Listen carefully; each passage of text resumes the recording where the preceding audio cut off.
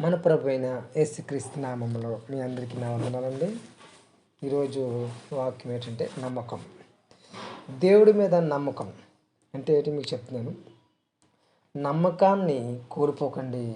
దేవుడు మీ కన్నీళ్లను చూస్తున్నాడు.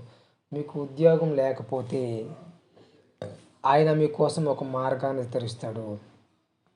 మీరు వివాహం కోసం చూస్తున్నట్లయితే ఆయన సరైన సమయాన్ని నమ్మండి.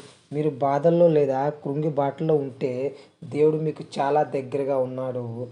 మీరు పాపంతో పోరాడుతుంటే ఆయన కృప మిమ్మల్ని విడిపిస్తుంది. భార్య భర్తల మధ్య సమస్యలు ఉంటే దేవుడు సమాధానాన్ని ఇవ్వగలడు.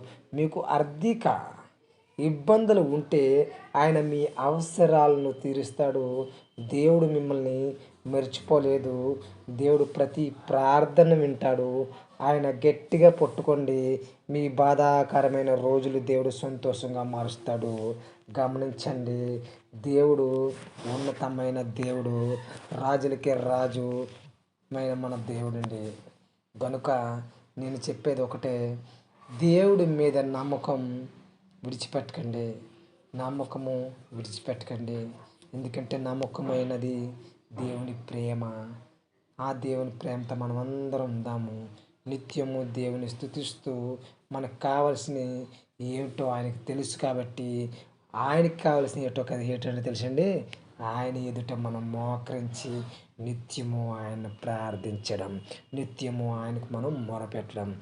కాబట్టి ప్రతిరోజు దేవుని ఎదుట మనం మొరపెడదాము. ప్రతిరోజు దేవుని ఇచ్చిన గ్రంథంలోంచి ఒక అధ్యాయము చదువుదామండి. అందరికీ వందనాలు.